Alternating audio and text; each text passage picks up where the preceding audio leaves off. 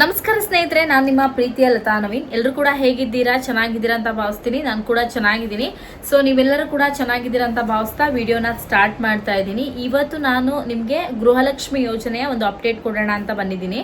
So ನೀವೆಲ್ಲರೂ ನೋಡ್ತಾ ಇರ್ಬೋದು, ನಿನ್ನೆ ಒಂದು 2 ಎಳೆ ಮಾಂಗಲ್ಯ ಚೈನಿನ ಒಂದು ವಿಡಿಯೋನ ಅಪ್ಲೋಡ್ ಮಾಡಿದ್ದೆ. ಯಾರಿಗೆಲ್ಲ 2 ಲೇಯರ್ಸ್ ಅಲ್ಲಿ ಮಾಂಗಲ್ಯ ಚೈನ್ ಮಾಡಿಸ್ಕೋಬೇಕು ಅಂತ ಇದ್ದೀರಾ, ಡೆಫಿನೆಟ್ಲಿ ಆಗಿ ಹೋಗಿ ನೀವು ಮಾಡಿಸ್ಕೋಬೇಕು ಅಂತಿದ್ರೆ 35 ಗ್ರಾಮ್ಸ್ ಅಲ್ಲಿ ಹೋಗಿ ವಿಡಿಯೋನ ನೋಡಿ. ಸೊ ತುಂಬ ಚೆನ್ನಾಗಿದೆ. ಯಾಕಂದರೆ ನನ್ನ ತುಂಬ ವಿಡಿಯೋಸಲ್ಲಿ ನಾನು ಮಾಂಗಲ್ಯ ಚೈನ್ನ ವಿಡಿಯೋನ ಮಾಡಿದ್ದೀನಿ. ಜೊತೆಗೆ ಮಾಂಗಲ್ಯ ಚೈನು ಲೈಟ್ ವೆಯ್ಟಲ್ಲಿ ವಿಡಿಯೋ ಮಾಡಿದಾಗ ಸಿಕ್ಕಾಪಟ್ಟೆ ವೈರಲ್ ಆದಂಥ ವಿಡಿಯೋ ಅದು. ಯಾಕಂದರೆ ಕಡಿಮೆ ಗ್ರಾಮಲ್ಲಿ ಎಲ್ಲ ಹೆಣ್ಮಕ್ಳಿಗೂ ಎಕ್ಸ್ಪೆಷಲಿ ಅವ್ರ ಅಮ್ಮಂಗೋಸ್ಕರನೋ ಅಥವಾ ಅವ್ರ ಅಕ್ಕ ತಂಗಿಗೋಸ್ಕರನೋ ಅಥವಾ ಅವರಿಗೋಸ್ಕರ ಒಂದು ಮಾಂಗಲ್ಯ ಚೈನ್ ಮಾಡಿಸ್ಕೋಬೇಕು ಅಂತ ಎಕ್ಸ್ಪೆಷಲಿ ಮದುವೆ ಆಗಿರ್ಬೋದು, ಆಗದೆ ಇರ್ಬೋದು, ಅವ್ರಿಗಾಗದಿದ್ರು ಅವ್ರ ಅಮ್ಮಂಗೋ ಅಕ್ಕಂಗೋ ಈ ಥರ ಒಂದು ಕಲೆಕ್ಷನ್ನ ಹುಡುಕ್ತಾ ಇರ್ತಾರೆ. ಅದರಲ್ಲೂ ಕೂಡ ಕಡಿಮೆ ಗ್ರಾಮಲ್ಲಿ ಹುಡುಕ್ತಾ ಇರ್ತೀರಾ. ನಿಮ್ಗೆ ಏನಾದರೂ ಬೇಕು ಅಂದರೆ ಡೆಫಿನೆಟ್ಲಿ ಆಗಿ ಹೋಗಿ ನಿನ್ನೆ ವಿಡಿಯೋನ ಚೆಕ್ಔಟ್ ಮಾಡಿ. ತುಂಬ ಚೆನ್ನಾಗಿ ರೆಸ್ಪಾನ್ಸ್ ಸಿಕ್ಕಿದೆ. ಇನ್ನೂ ಕೂಡ ಹೆಚ್ಚಿನ ಜನ ನನ್ನ ವಿಡಿಯೋಗಳನ್ನ ನೋಡಿ ಸಪೋರ್ಟ್ ಮಾಡಿ ಅಂತ ಕೇಳ್ಕೊತೀನಿ. ಯಾಕಂದರೆ ನಾನು ಗೃಹಲಕ್ಷ್ಮಿ ವಿಡಿಯೋನ ಮಾತ್ರ ಹಾಕ್ತಾ ಇರ್ತೀನಿ. ಇನ್ನು ಮುಂದೆ ನನ್ನ ಡೈಲಿ ವ್ಲಾಗ್ ಕೂಡ ನಿಮ್ಮ ಜೊತೆ ಶೇರ್ ಮಾಡ್ಕೊಳೋದ್ರಿಂದ ಸೊ ನನಗೂ ನೀವು ಕೂಡ ಹೆಲ್ಪ್ ಮಾಡಬೇಕು. ನಿಮ್ಮೆಲ್ಲರ ಸಪೋರ್ಟ್ ನಂಗೆ ತುಂಬಾ ಮುಖ್ಯ ಆಗಿರೋದ್ರಿಂದ ಪ್ರತಿಯೊಬ್ಬರು ಕೂಡ ಹೆಲ್ಪ್ ಮಾಡಿ ಅಂತ ಈ ಮೂಲಕ ಕೇಳ್ಕೊತೀನಿ. ಸೊ ನೀವೆಲ್ಲರೂ ಕೂಡ ಹೆಲ್ಪ್ಫುಲ್ ಆಗಿ ಹೆಲ್ಪ್ ಮಾಡ್ತೀರಾ ಅಂತ ಭಾವಿಸ್ತಾ ಇವತ್ತಿನ ಈ ಒಂದು ವಿಡಿಯೋನ ಪ್ರಾರಂಭ ಮಾಡೋಣ. ಸ್ನೇಹಿತರೆ, ಇವತ್ತು ನಾನು ಹೇಳ್ತಾ ಇರೋಂಥದ್ದು ಗೃಹಲಕ್ಷ್ಮಿ ಯೋಜನೆಯ ವಿಚಾರ. ಗೃಹಲಕ್ಷ್ಮಿ ಯೋಜನೆಯ 30ನೇ ಕಂತಿನ ಹಣ ಖಾತೆಗಳಿಗೆ ಜಮಾ. ಸೊ ನೀವು ನೋಡ್ಬೋದು, ಒಟ್ಟಿಗೆ 6,000 ಹಣ ಖಾತೆಗೆ ಜಮಾ ಆಗತ್ತೆ ಅಂತ ಹೇಳಿದ್ರು. ಕೆಲವೊಂದಿಷ್ಟು ಜನರಿಗೆ ಹಣ ಬಂದಿದೆ, ಕೆಲವೊಂದಿಷ್ಟು ಜನರಿಗೆ ಇನ್ನೂ ಕೂಡ ಹಣ ಸಿಕ್ಕಿಲ್ಲ. ತುಂಬ ಜನ ಹಣ ಬಂದಿದೆ ಅಂತ ಕಮೆಂಟ್ ಮಾಡಿದ್ದೀರಾ, ಕೆಲವೊಂದಿಷ್ಟು ಜನ ಹಣ ಬಂದಿಲ್ಲ ಅಂತ ಕಮೆಂಟ್ ಮಾಡಿದ್ದೀರಾ. ಸೊ ಇದ್ರ ಬಗ್ಗೆ ಒಂದು ಕ್ಲಾರಿಟಿಯನ್ನು ಫಸ್ಟ್ ಕೊಟ್ಬಿಡ್ತೀನಿ. ಏನಂದರೆ, ಗೃಹಲಕ್ಷ್ಮಿ ಯೋಜನೆ ಹಣ ರಿಲೀಸ್ ಆಗಿದೆಯಾ ಅಥವಾ ರಿಲೀಸ್ ಆಗಲೇ ಇಲ್ವಾ ಅಂತ ನೀವು ಕೇಳಿದರೆ, ಗೃಹಲಕ್ಷ್ಮಿ ಯೋಜನೆ ಹಣ ಏನಂದರೆ ಒಟ್ಟಿಗೆ 6,000 ಹಣ ಬಿಡುಗಡೆ ಆಗತ್ತಿದೆ. ಅಂದರೆ ನಿಮಗೆ ಒಟ್ಟಾರೆಯಾಗಿ ಈಗ ಎಷ್ಟು ತಿಂಗಳಿನ ಹಣ ಪೆಂಡಿಂಗ್ ಇದೆ ಆ ಹಣವೆಲ್ಲ ಸೇರಿದ್ರೆ ಒಟ್ಟಾರೆಯಾಗಿ 6,000 ಹಣ ಬಿಡುಗಡೆ ಆಗೋದಿದೆ.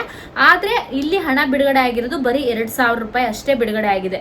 ಒಟ್ಟಿಗೆ 6,000 ರೂಪಾಯಿ ಹಣ ಬಿಡುಗಡೆ ಆಗಿಲ್ಲ. ತುಂಬ ಜನ ಕನ್ಫ್ಯೂಷನ್ ಆಗ್ಬಿಡ್ತಾ ಇದ್ದೀರಾ. ಹಣ 6,000 ರೂಪಾಯಿ ಬಂದಿದೆ ಅಂದರೆ 6,000 ರೂಪಾಯಿನೂ ಸಿಗ್ತಾ ಇದೆಯಾ ಅಂತ. ಖಂಡಿತ ಇಲ್ಲ. 6,000 ರೂಪಾಯಿ ಅಂದರೆ ನಿಮ್ಗೆ ಒಂದೇ ಸರಿ 6,000 ರೂಪಾಯಿ ಅಂತೂ ಡೆಫಿನೆಟ್ಲಿ ಆಗಿ ಸರ್ಕಾರ ಹಾಕಲ್ಲ, ಅದು ನಿಮ್ಗೆ ಗೊತ್ತಿರುತ್ತೆ. ಸೊ ಒಟ್ಟಿಗೆ ಅಂತೂ ಹಾಕಲ್ಲ. ಈ ಸರಿ 2,000 ರೂಪಾಯಿ ಹಾಕಿದ್ರೆ ಇನ್ನೊಂದು 2 ದಿನ ಬಿಟ್ಟು 2,000, ಇನ್ನೊಂದು 2 ದಿನ ಬಿಟ್ಟು 2,000, ಒಟ್ಟಿಗೆ ಒಂದೇ ತಿಂಗಳಲ್ಲಿ 6,000 ರೂಪಾಯಿ ಹಾಕೋಂಥದ್ದು. ಈಗ ತುಂಬ ಜನಕ್ಕೆ ಬಂದಿಲ್ಲ. ನೀವು ಕೇಳ್ಬೋದು, ನಮ್ಮ ಜಿಲ್ಲೆಗೆ ಬಂದಿಲ್ಲ ಅಂತ ತುಂಬ ಜನ ಕಮೆಂಟ್ ಮಾಡ್ತಾ ಇದ್ದೀರಾ. ಸೊ ತುಂಬ ಜನ ಇಲ್ಲಿ ಕಮೆಂಟ್ ಮಾಡೋದ್ರ ಜೊತೆಗೆ ಕೆಲವರು ಬಂದಿದೆ ಅಂತ ಕಮೆಂಟ್ ಮಾಡಿದ್ದಾರೆ. ಅಂದರೆ 6,000 ಬಂದಿದೆ ಅಂತ ಯಾರು ಕಮೆಂಟ್ ಮಾಡಿಲ್ಲ. ಅದ್ರ ಬಗ್ಗೆ ಕ್ಲಾರಿಟಿ ಕೊಡ್ತೀನಿ. ಕೆಲವರು 6,000 ಬಂದಿದೆ ಅಂತ ಎಲ್ಲಿ ಕಮೆಂಟ್ ಮಾಡಿದ್ದೀರಾ ಮೇಡಮ್ ಅಂತ ಕೇಳೋರು ಇರ್ತಾರೆ. ಹಾಗೆ ನನಗೂ ಗೊತ್ತಿರುವಂಥ ಮಾಹಿತಿ ಪ್ರಕಾರ 6,000 ಯಾರಿಗೂ ಜಮಾ ಆಗಿಲ್ಲ. 2,000 ರೂಪಾಯಿ ಥರ ಜಮಾ ಮಾಡಿದ್ದಾರೆ ಅಷ್ಟೇ.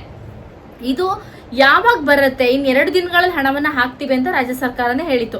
ಈಗ ನಿಮ್ಗೆಲ್ಲರಿಗೂ ಕೂಡ ಗೊತ್ತಿದೆ, ಸಾಕಷ್ಟು ಕಡೆಯಲ್ಲಿ ನಿಮಗೆ ಎಲೆಕ್ಷನ್ ಕೌಂಟಿಂಗ್ ಕೂಡ ಆಯಿತು, ಎಲೆಕ್ಷನಲ್ಲಿ ವಿನ್ ಕೂಡ ಆದರು. ಇದರಲ್ಲೂ ಕೂಡ ಇದರಿಂದ ಸ್ವಲ್ಪ ಬ್ಯುಸಿ ಇದೆಯೋ ಸರ್ಕಾರ ಅಥವಾ ಇದಕ್ಕೂ ಏನು ಸಂಬಂಧ ಅಂತ ನೀವು ಕೇಳೋದಾದ್ರೆ, ನೀವು ನೋಡ್ತಾ ಇರ್ಬೋದು ಎಲ್ಲ ಕಡೆಯಲ್ಲೂ ಪ್ರೆಸ್ ಮೀಟು ಇದರಲ್ಲೇ ಬ್ಯುಸಿ ಇದ್ದಾರೆ ವಿನಃ ಈ ಗೃಹಲಕ್ಷ್ಮಿ ಯೋಜನೆ ಹಣ ಪೆಂಡಿಂಗ್ ಇದೆ, ಸೊ ನಾವೀಗ ಹಣವನ್ನು ಬೇಗ ಕ್ಲಿಯರ್ ಮಾಡಬೇಕು ಅಂತ ಯಾರು ಕೂಡ ಅದ್ರ ಬಗ್ಗೆ ಯೋಚನೆ ಮಾಡ್ತಾ ಇಲ್ಲ. 2,000 ರೂಪಾಯಿ ಹಣವನ್ನು ಬಿಡುಗಡೆ ಮಾಡಿಬಿಟ್ಟು ಸುಮ್ಮನೆ ಆಗಿದ್ದಾರೆ. ಅದು ಯಾವಾಗ ಹಾಕ್ತಾರೋ ಅಥವಾ ಹಾಕೋದೇ ಇಲ್ವೋ ಅನ್ನೋದೇ ಗೊತ್ತಾಗ್ತಾ ಇಲ್ಲ. ಒಟ್ಟಾರೆಯಾಗಿ ಹೇಳಬೇಕು ಅಂದರೆ 100% ಆಗಿ ಗೃಹಲಕ್ಷ್ಮಿ ಯೋಜನೆ ಹಣವನ್ನು ಹಾಕ್ತಾರೆ. ಸೊ ಈಗ 2,000 ರೂಪಾಯಿ ಹಾಕಿದ್ರೆ ಇನ್ನು 2 ದಿನ ಬಿಟ್ಟು 2,000, ಇನ್ನೆರಡು ದಿನ ಬಿಟ್ಟು 2,000, ಒಟ್ಟಾರೆಯಾಗಿ ನಿಮಗೆ ಏನು 6,000 ರೂಪಾಯಿ ಹಣ ಸಿಗಬೇಕು 6,000 ರೂಪಾಯಿ ಹಣ ಸಿಗತ್ತೆ. ಬಟ್ ನೋಡಬೇಕು, ಕಾಯಬೇಕು. ಆದರೆ ಒಟ್ಟಾರೆಯಾಗಿ ಕೆಲವರಿಗೆ 2,000 ಬಂದಿದೆ, ಇನ್ನು ಕೆಲವರಿಗೆ 2,000 ಕೂಡ ಜಮಾ ಆಗಿಲ್ಲ. ವರಿ ಮಾಡ್ಕೊಳಕ್ಕೆ ಹೋಗ್ಬೇಡಿ, ಡೆಫಿನೆಟ್ಲಿ ಆಗಿ ನಿಮಗೆ ಹಣ ಬರುತ್ತೆ ಅಂತ ನಾನು ಹೇಳ್ತೀನಿ. ಸೊ ಯಾವ್ಯಾವ ಜಿಲ್ಲೆಗೆ ಬಂದಿದೆ ಅಂತ ಕೇಳ್ತಾ ಇದ್ದೀರಾ. ಸೊ ಇಲ್ಲಿ ಜಿಲ್ಲೆಯ ಬಗ್ಗೆ ಕ್ಲಾರಿಟಿ ಕೊಡಕ್ಕೆ ಬರಲ್ಲ. ಯಾಕಂತ ಕೇಳ್ಬೋದು, ಇಲ್ಲಿ ಮೈಸೂರು ಅಂದರೆ ಮೈಸೂರಲ್ಲಿರೋರಿಗೆ ಎಲ್ಲರಿಗೂ 2,000 ರೂಪಾಯಿ ಬಂದಿದೆ ಅಂತ ನಾನು ಹೇಳಲ್ಲ. ಯಾಕಂದರೆ ಬಂದಿಲ್ಲ. ಸೊ ಒಬ್ರಿಗೆ ಬಂದಿದೆ, ಒಬ್ರಿಗೆ ಬಂದಿಲ್ಲ, ಒಬ್ರಿಗೆ ಬಂದಿದೆ, ಒಬ್ರಿಗೆ ಬಂದಿಲ್ಲ. ಯಾಕಂದರೆ ಇಲ್ಲಿ ರ್ಯಾಂಡಮ್ ಆಗಿ ಹಣವನ್ನು ಹಾಕೋಂಥದ್ದು. ಈ ಜಿಲ್ಲೆ ಅಂದರೆ ಈ ಜಿಲ್ಲೆಯವ್ರಿಗೆ ಮಾತ್ರ ಹಣವನ್ನು ಹಾಕಲ್ಲ. ಸೊ ಮೈಸೂರು ಅಂದರೆ ಮೈಸೂರಲ್ಲಿ ಕೆಲವೊಂದಿಷ್ಟು ಜನಕ್ಕೆ ಬಂದಿರುತ್ತೆ, ಕೆಲವೊಂದಿಷ್ಟು ಜನಕ್ಕೆ ಬಂದಿರಲ್ಲ. ಅದಕ್ಕೋಸ್ಕರ ನಾನು ಹೇಳ್ತಾ ಇರೋದು. ಸೊ ಎಲ್ಲರಿಗೂ ಕೂಡ ಹಣ ಬಂದಿಲ್ಲ, ಕೆಲವರಿಗೆ ಬಂದಿದೆ, ಕೆಲವರಿಗೆ ಬಂದಿಲ್ಲ. ಸೊ ಈ ಥರ ಜಿಲ್ಲೆಯನ್ನು ಸಜೆಸ್ಟ್ ಮಾಡಿ ಸರ್ಕಾರ ಹಣ ಹಾಕ್ತಾ ಇಲ್ಲ. ಅದನ್ನು ನಿಮ್ಗೆ ಕ್ಲಾರಿಟಿ ಕೊಡ್ತೀನಿ. ಕೆಲವೊಂದಿಷ್ಟು ಜನಕ್ಕೆ ಹಾಕ್ತಾ ಇದ್ದಾರೆ, ಕೆಲವೊಂದಿಷ್ಟು ಜನಕ್ಕೆ ಹಾಕ್ತಾ ಇಲ್ಲ. ಅದಕ್ಕೋಸ್ಕರ ಒಬ್ರು 1 by 1 ಸ್ಟೆಪ್ ಬೈ ಸ್ಟೆಪ್ ಈ ಥರವಾಗಿ ಹಣವನ್ನು ಹಾಕ್ತಾ ಹೋಗ್ತಾ ಇದ್ದಾರೆ. ಹಣ ಅಂತೂ 100% ಆಗಿ ಬರುತ್ತೆ. ಇನ್ನೊಂದು ವಿಚಾರ ಹೇಳ್ಬೇಕಂದ್ರೆ, ರಾಜ್ಯ ಸರ್ಕಾರ ಒಟ್ಟಾರೆಯಾಗಿ ಡಿಲೇ ಮಾಡೋದೇ ಬೇಡ. ಪ್ರತಿ ತಿಂಗಳು 2,000 ರೂಪಾಯಿ ಹಾಕೊಂಡು ಹೋದ್ರೆ ಜನರಿಗೂ ಒಂದು ಗೊಂದಲ ಇರಲ್ಲ.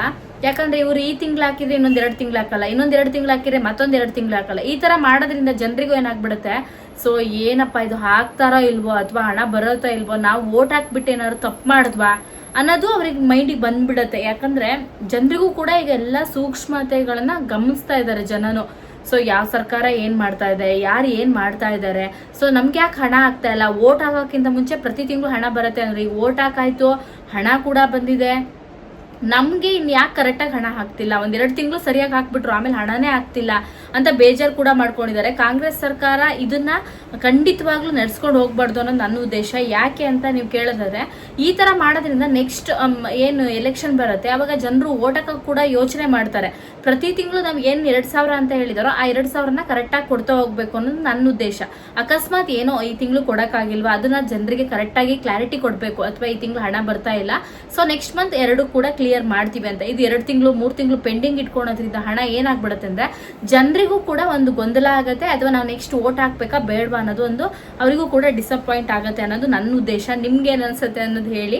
ಯಾಕಂದ್ರೆ ಇಲ್ಲಿ ನಾನು ತುಂಬಾ ಜನ ಕೇಳ್ತೀರಾ, ನಾವು ಕಾಂಗ್ರೆಸ್ ಪರ ಮಾತಾಡಿದ್ರೆ ನೀವು ಕಾಂಗ್ರೆಸ್ ಅವರ ಕೇಳ್ತೀರಾ, ನಾವೀಗ ಬಿಜೆಪಿ ಕರ ಮಾತಾಡಿದ್ರೆ ನೀವು ಬಿಜೆಪಿ ಅವರು ಅಂತ ಕೇಳ್ತೀವಿ. ನಾವು ಯಾರ ಪರನೂ ಅಲ್ಲ.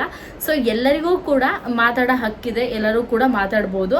ಇಲ್ಲಿ ನಾನು ಕ್ಲಾರಿಟಿ ಹೇಳ್ತೀನಿ, ಇನ್ನೊಂದು ವಿಚಾರನೂ ಹೇಳ್ತೀನಿ. ಯಾಕಂದ್ರೆ ಇವ್ರು ಡಿಲೇ ಮಾಡೋದು ಎಷ್ಟು ತಪ್ಪು, ಅದೇ ತರ 2,000 ರೂಪಾಯಿನ ಸ್ಕೀಮ್ ಮಾಡಿರೋದು ಕೂಡ ಅಷ್ಟೇನೆ ಒಳ್ಳೆ ವಿಚಾರ. ಯಾಕಂದ್ರೆ ತುಂಬಾನೇ ಒಳ್ಳೆ ವಿಚಾರ. 2,000 ರೂಪಾಯಿಂದ ತುಂಬಾ ಜನಕ್ಕೆ ಹೆಲ್ಪ್ಫುಲ್ ಕೂಡ ಆಗಿದೆ. ಅದನ್ನು ನಾನು ಕ್ಲಾರಿಟಿಯಲ್ಲಿ ಹೇಳ್ತೀನಿ. ಯಾಕಂದ್ರೆ ನಾವು ಇಲ್ಲಿ ಕೆಟ್ಟದನ್ನೇ ಮಾತಾಡ್ತಿದೀವಿ ಅಥವಾ ಅವ್ರು ಲೇಟ್ ಆಗಿ ಹಾಕಿದ್ರು ಅನ್ನೋದೇ ನಾವು ಮಾತಾಡ್ತಿದೀವಿ ಅನ್ನೋದು ಹೊರತುಪಡಿಸಿದ್ರೆ 2,000 ರೂಪಾಯಿ ತುಂಬಾನೇ ಬಿಗ್ ಅಮೌಂಟ್. ಇದರಿಂದ ತುಂಬಾ ಜನಕ್ಕೆ ಹೆಲ್ಪ್ಫುಲ್ ಆಗಿದೆ, ಸಹಾಯ ಆಗಿದೆ. ಇದನ್ನ ಕಂಟಿನ್ಯೂ ಮಾಡಿಕೊಂಡು ಕರೆಕ್ಟಾಗಿ ಟೈಮಿಗೆ ಹಣ ಹಾಕ್ಲಿ ಅನ್ನೋದೇ ನನ್ನ ಉದ್ದೇಶ.